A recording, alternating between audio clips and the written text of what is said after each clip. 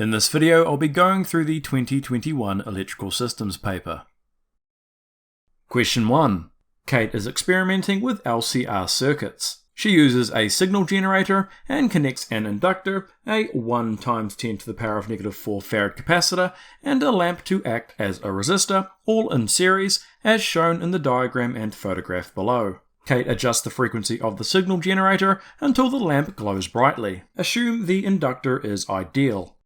The lamp is brightest at a particular frequency called the resonant frequency. State one condition for resonance to occur. There are many of these that we could choose from, but as the equation is only asking for one, we really only need one. But just to be safe, I'm going to link a couple in a short chain of reasoning. Our inductor reactance equals our capacitor reactance, our impedance is at minimum, and our current is at maximum. Kate observes that the resonant frequency is 2.10 times 10 to the 2 Hz, or 210 Hz. By first showing that the reactance of the capacitor is 7.58 ohms, calculate the inductance of the inductor. To first calculate the reactance of our capacitor, we can use this equation here. Where we know our capacitance, we were given it up here, but we don't yet know our omega. Our omega, our angular frequency, can be found with this equation here, where we do know the frequency.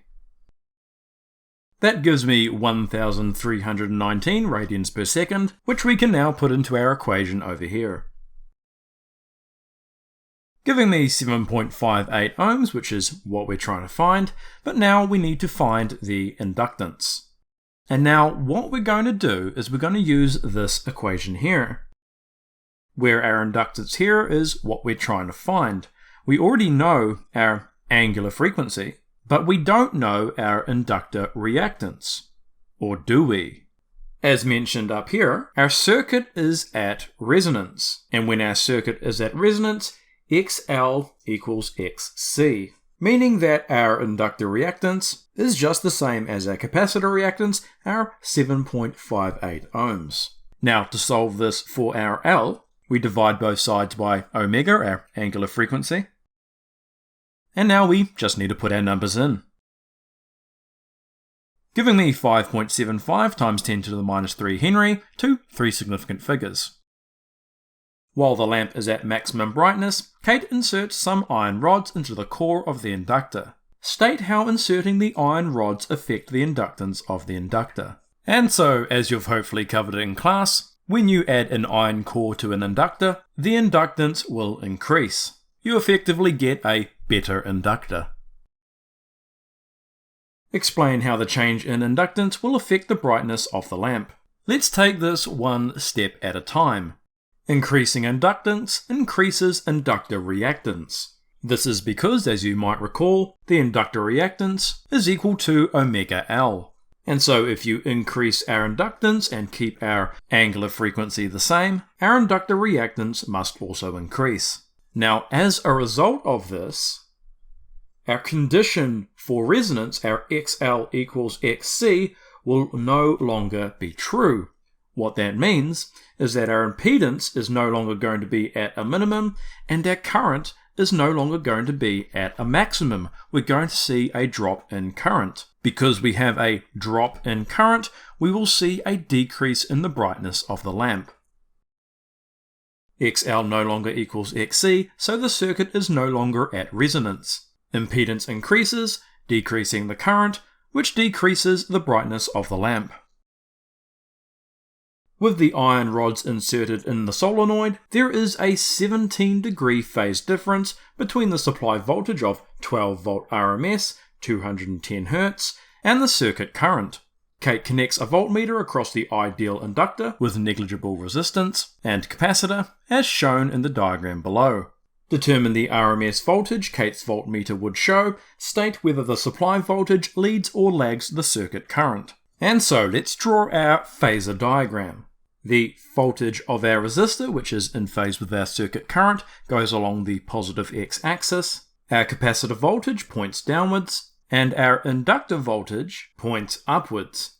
Now you might note that I've drawn the inductor voltage as larger.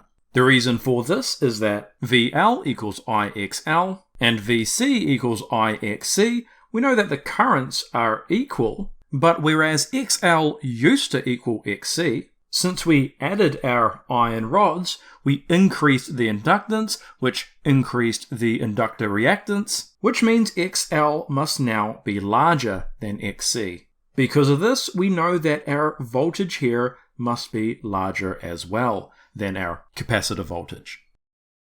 Now our source voltage is the vector sum of these three vectors, which is VR plus our VL upwards, and then since our VC points downwards, we go downwards, which means that our source voltage must be this vector here. And this angle is our 17 degrees. Now our phasor diagrams rotate counterclockwise.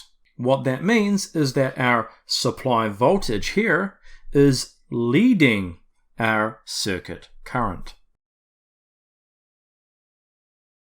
What we now need to do is determine our RMS voltage that we have right here, which, as you might note, is VC plus VL.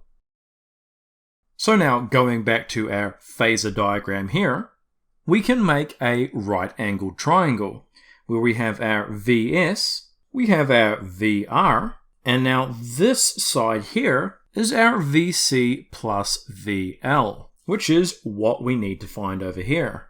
And of course, our angle right here is our 17 degrees. Now, we know that our supply voltage is 12 volts, which means we just need to do some SOHCAHTOA. Now, we're given the hypotenuse here.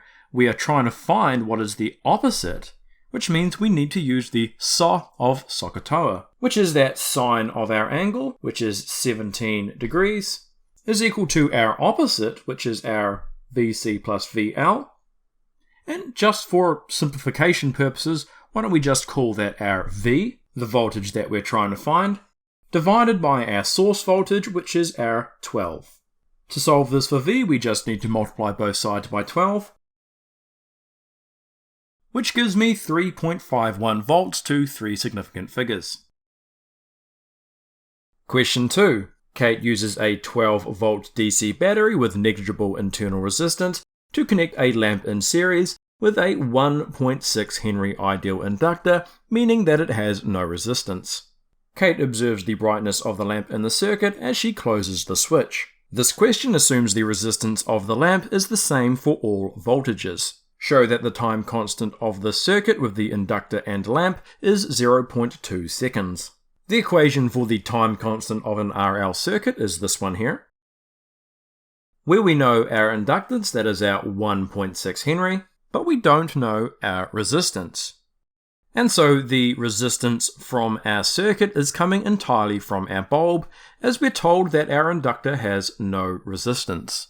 Now we know that the voltage across the bulb is 12 volts, and we know that the power is 18 watts. Now we know that the resistance can be related to the voltage and the current with V equals IR, Ohm's law. Solving that for resistance by dividing both sides by the current.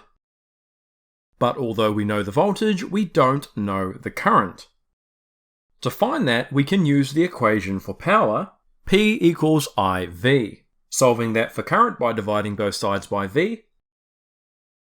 Putting our numbers in, which gives me precisely 1.5 amps. We can now use that for our resistance, which gives me 8 ohms, which we can now put into our time constant equation, giving me 0.2 seconds, which is precisely what we're expecting. On the space below, draw a graph of voltage against time for the lamp, starting at the instant the switch is closed. Plot at least 3 non-zero points on the graph. First of all, we know that the voltage is going to start from 0, and will increase to a value of 12 at some later time.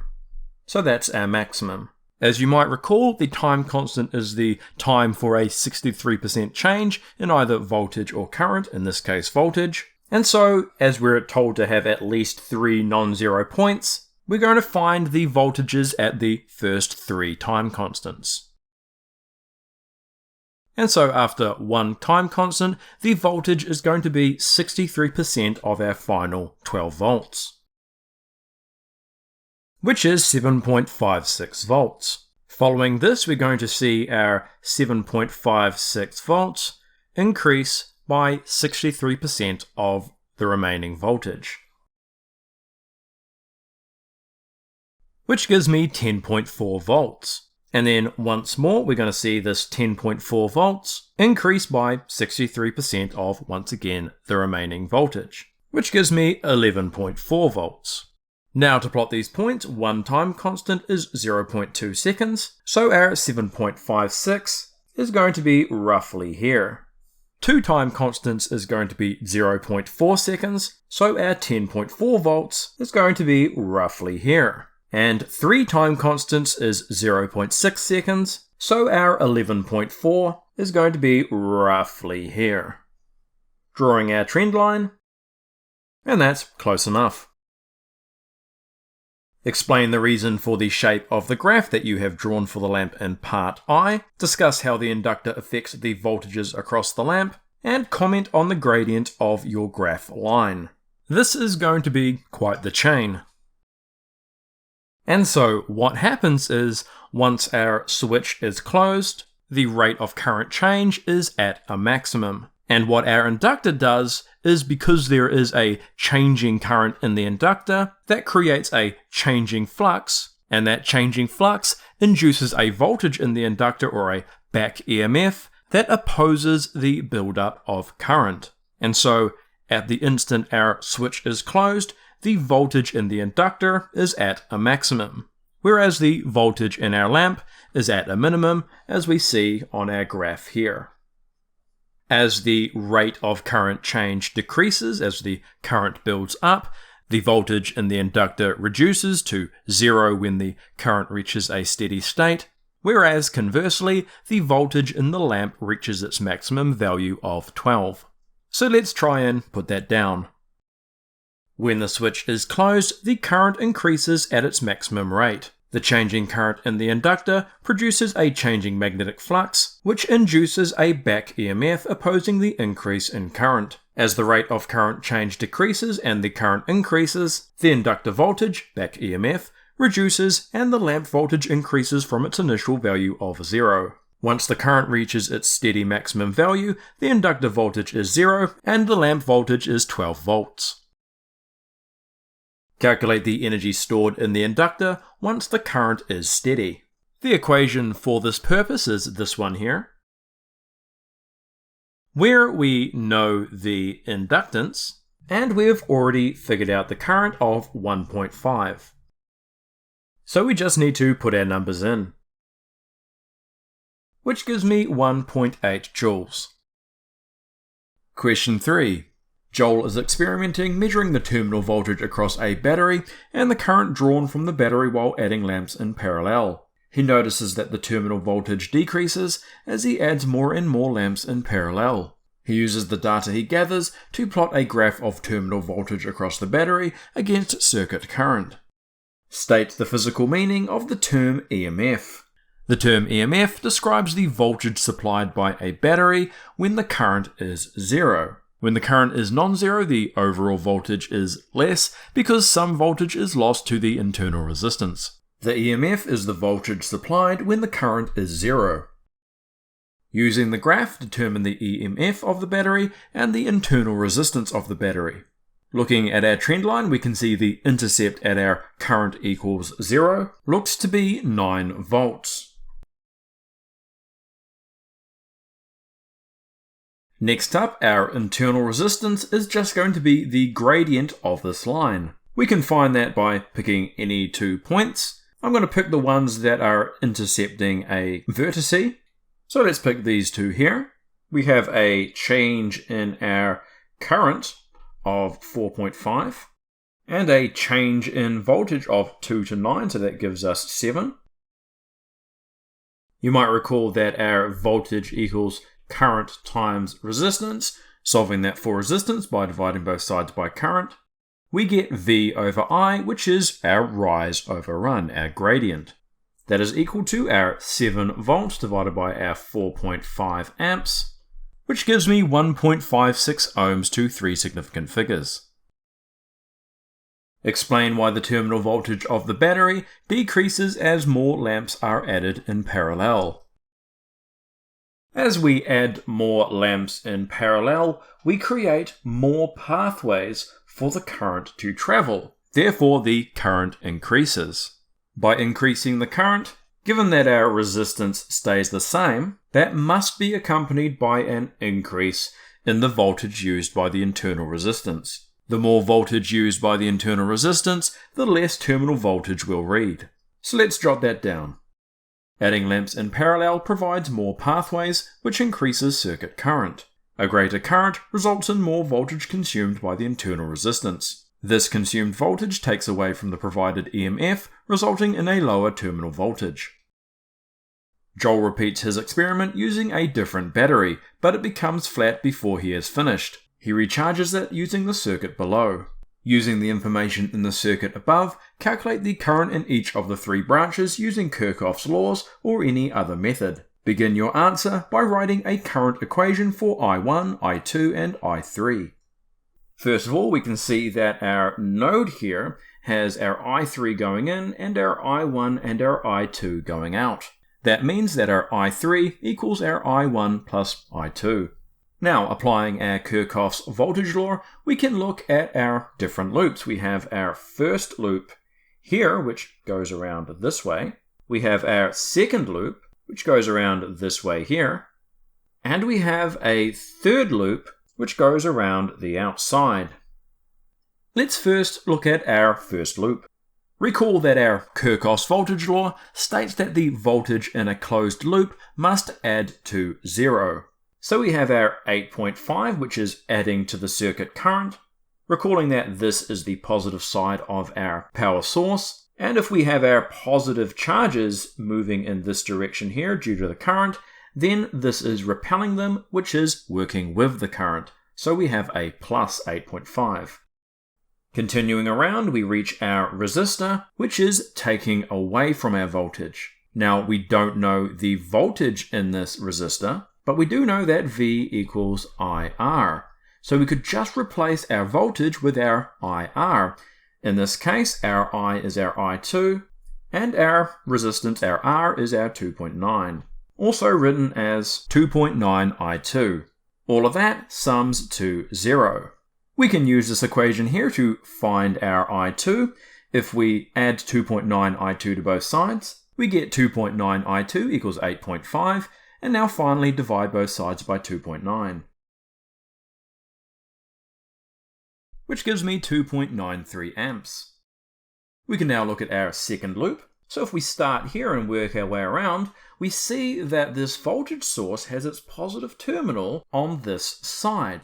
What that means is that our positive charged current is coming in and is being repelled, which means it's working against the current, which means we have a subtract 6 volts. As our current continues around, it loses further voltage to our 3.5 resistor.